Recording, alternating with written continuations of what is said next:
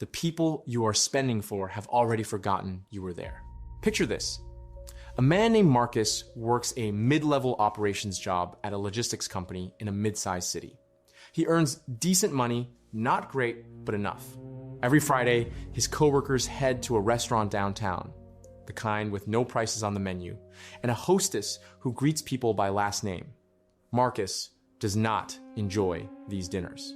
He finds the conversations hollow, the posturing exhausting, the food forgettable, but every Friday, he goes.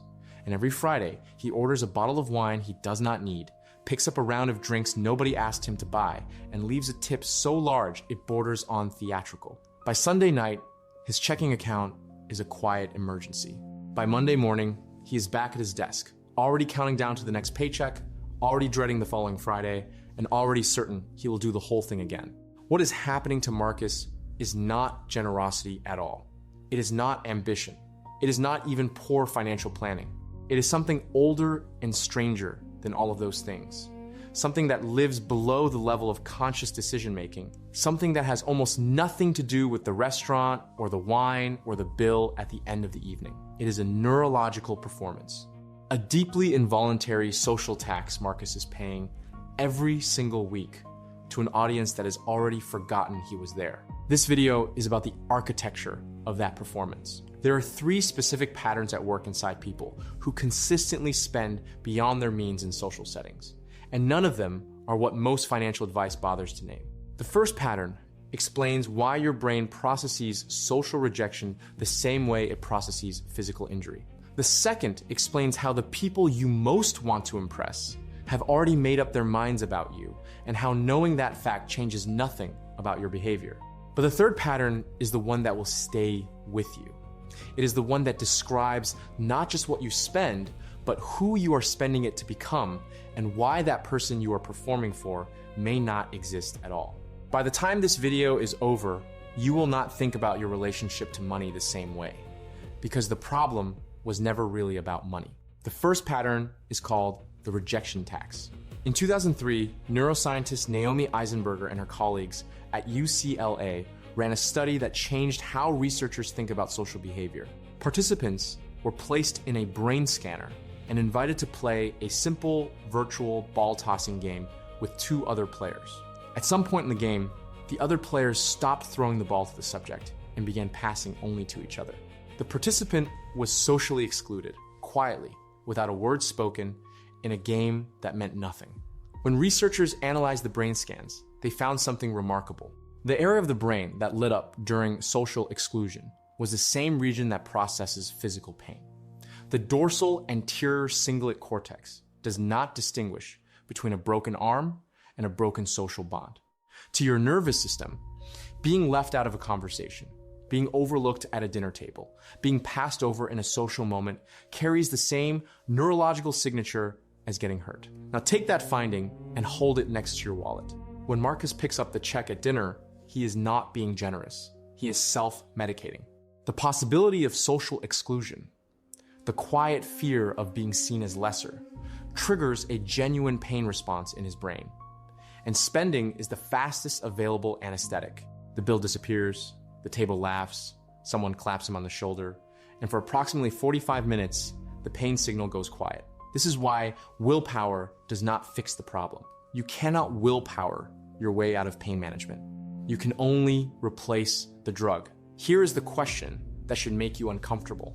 Think about the last time you spent money in a social context. A dinner, a round of drinks, a gift that was slightly too expensive, an outfit bought for one specific occasion. Be honest with yourself. Were you spending because you wanted to? Or were you spending because the alternative, the version of that moment where you did not spend, felt like a small social death? Marcus kept buying those dinners for 11 months. In that time, he accumulated $4,200 in credit card debt. He never once felt closer to his coworkers. The relief he purchased on Friday was always gone by Saturday morning. And the fear that made him spend in the first place returned a little stronger each week. Because debt has a way of making a person feel even more desperate to perform wealth they no longer possess. The second pattern is called the invisible audience illusion. Psychologists Thomas Gilovich and Kenneth Savitsky spent years studying a cognitive bias they named the spotlight effect. In one of their most cited studies, they asked participants to wear an embarrassing t-shirt into a room full of strangers, then estimate how many people in the room had noticed and would remember it. Participants consistently overestimated by a factor of almost 2. The people in the room were far too absorbed in their own concerns to notice or retain what someone else was wearing. The spotlight you feel trained on you, the one that makes every financial choice feel like a public audition, exists almost entirely inside your own mind. Now apply this to spending. When you upgrade your car because your brother-in-law makes more money than you, you carry in your head a vivid, detailed image of him noticing the new model, registering the implication, and quietly revising his assessment of you. But he has not done that. He is thinking about his own quarterly review, his kid's soccer schedule, a conversation he had 3 days ago that still bothers him. The audience you are performing for is a construction. You built them, you cast them, you wrote their reactions, and then you paid for the performance out of your own bank account. Here is something most people refuse to believe. The people whose opinions you are spending to manage would treat you exactly the same if you drove a 12-year-old sedan and split the bill down the middle. The ones who would actually reduce their respect for you based on those choices are not people whose respect was ever going to mean anything to you. That belief is worth sitting with because it feels true. But most people will nod along right now and then do the exact same thing they always do at the next social gathering because knowing something intellectually and feeling it in the body are two completely different states. Which brings us to the third pattern. This one is different. Patterns 1 and 2 describe things you do and biases you carry. Pattern 3 describes something you are, or more precisely, something you are terrified you might not be. It is the pattern that makes people spend money on a version of themselves that does not exist yet and may never exist. And it is the pattern nobody talks about because naming it out loud feels like losing something you never officially had. The third pattern is called the identity installment plan. Sociologist Irving Goffman described all of social life as a performance. In his landmark 1959 work, he argued that every human being is constantly managing the impression they present to others, selecting costumes, rehearsing lines, choosing settings that reinforce the character they want the audience to believe. This is not manipulation. It is the fundamental grammar of social existence. The problem is not that you perform. The problem is what happens when the performance becomes the primary investment strategy for a self that has never been built from the inside.